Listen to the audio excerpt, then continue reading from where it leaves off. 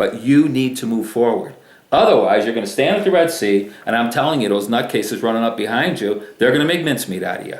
You got to go forward. We're not going back. We are going forward. We're going into something new. You're going to see something new you've never seen before. But you have to go forward. Now, he's not rebuking Moses. Moses is just doing what any of us would do. What would I do standing there? The Red Sea's in front of me. What am I supposed to do? God says, go forward. Okay, how am I supposed to do that?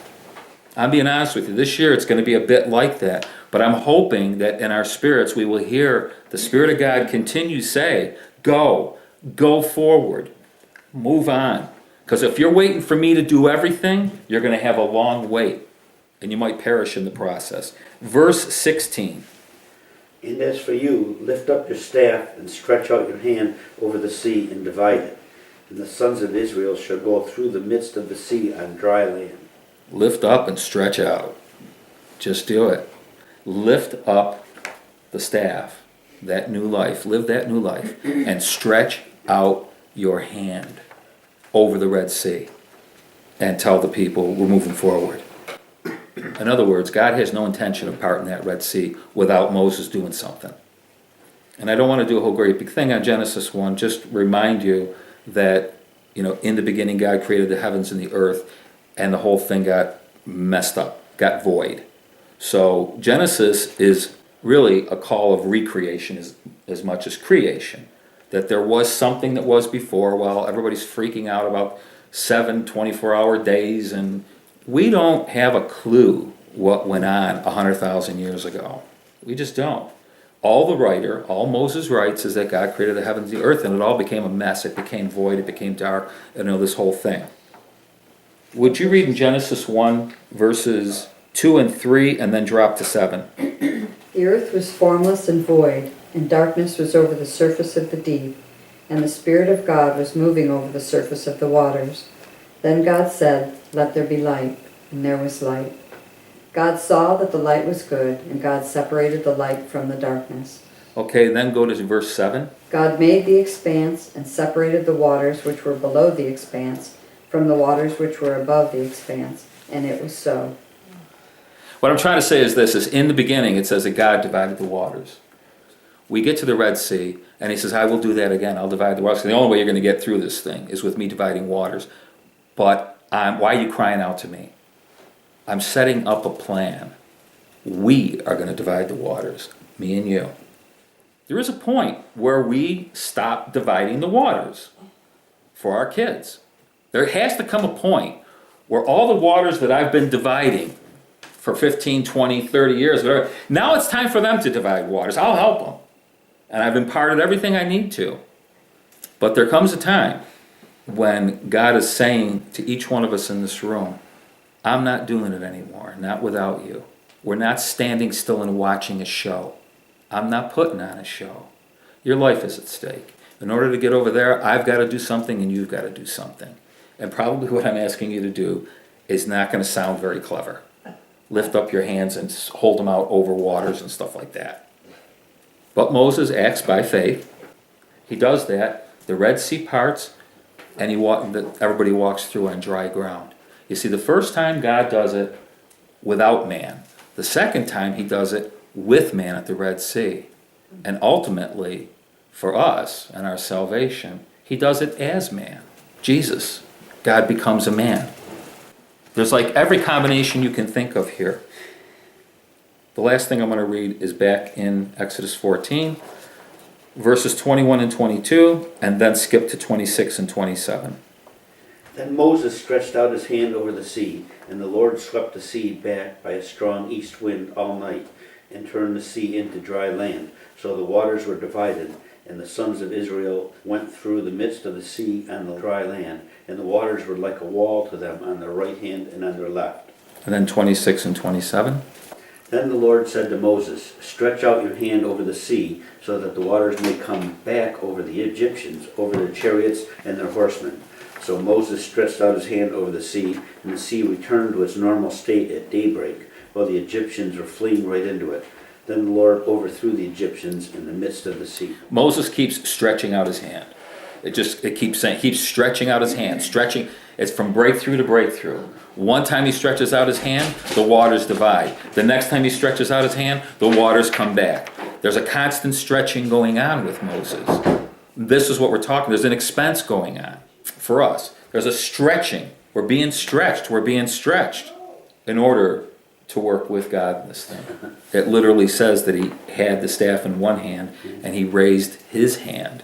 So it's not like it's a magic wand. I don't want you going around and having people pray over a stick and then sticking it up in the air. I mean, you could do that. I've seen people do that. If God says do it, do it. But he holds his hand out. It's like been at the end of his arm all along. We have to kind of catch this. I mean, this is a spiritual message. It was him all along. There was part of him all along. This was not something like, magic. And as soon as we get that revelation that with the rod in one hand and what God's already given us, what we've already got, we've got more than enough. What we need is the word to go forward. I'm bringing a word this year. I can't be any clearer about going and moving forward. I can't tell you what the new thing is because I don't know. What do I know? It's a new thing. It's going to be new, and it's going to be different for different people. What we're doing is I'm jumping on different principles of what's in it for me. I'm just throwing out different things, wisdom, willingness to help us to identify and to move forward in faith, not to be afraid. And when God gives us that word that says, move on, you go. This is kind of where we're at in this whole thing. What's that in your hand? That's crucial. Is it just a stick that an axe head used to be on? Is it a stick that has chiseled out my past, what I've lived by? I mean, what is it that I've got in my hand? Or is it something that God's given me to move forward because there is a nation that needs to be delivered? That every one of us in this room, whether we like it or not, we were born at this time and here we are, and we are in a country right now that is in desperate need of people to move forward. We've read the story several times, so we know the story, but let's jump on verses 5, 6, and 7 in 2 Kings 6. Whoever gets there, just... But as one was felling a beam, the axe head fell into the water, and he cried out and said, Alas, my master, for it was borrowed. Then the man of God said, Where did it fall? And when he showed him the place, he cut off a stick and threw it in there and made the iron float. He said, Take it up for yourself. So he put out his hand and took it up. Today what we're looking at is Elisha and his demonstration of grace. What I mean by that, Elisha could have asked for more information. Have you ever asked to be prayed for and people start making you go down a list asking you a zillion questions? Maybe you haven't. But Elisha could have asked for more information. By the way, whose axe was that? Why did you borrow an axe? I mean, he could have gone down the list of questions. Aren't we like that? Really, to be honest with you.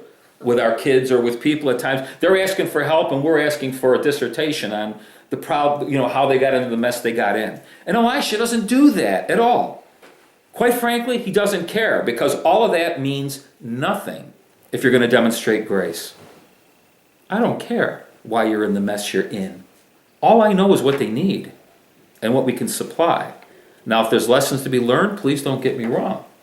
But at the same time, Elisha doesn't ask for a lot of information. He doesn't rebuke the guy at all for not having his own axe or for borrowing one. There's no rebuke at all because at least this guy is trying.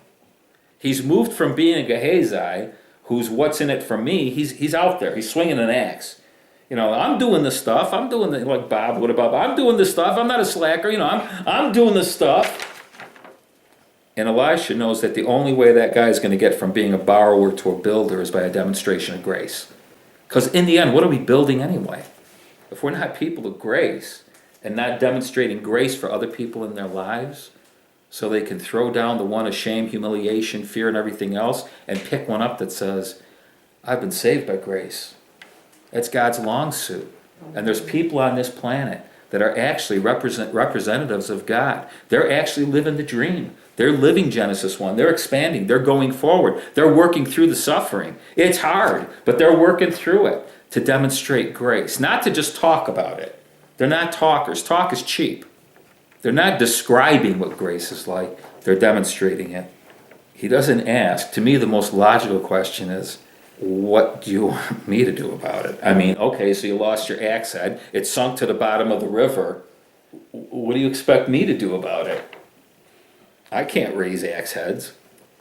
Which is how, by the way, people look at when Jesus changed the water to wine. They look at that in John 2. They look at that question that he posed to his mother. What does your concern have to do with me? Doesn't that sound a bit Gehazi-ish? Well, what does your concern have to do with me? What? It's got a funny overtone.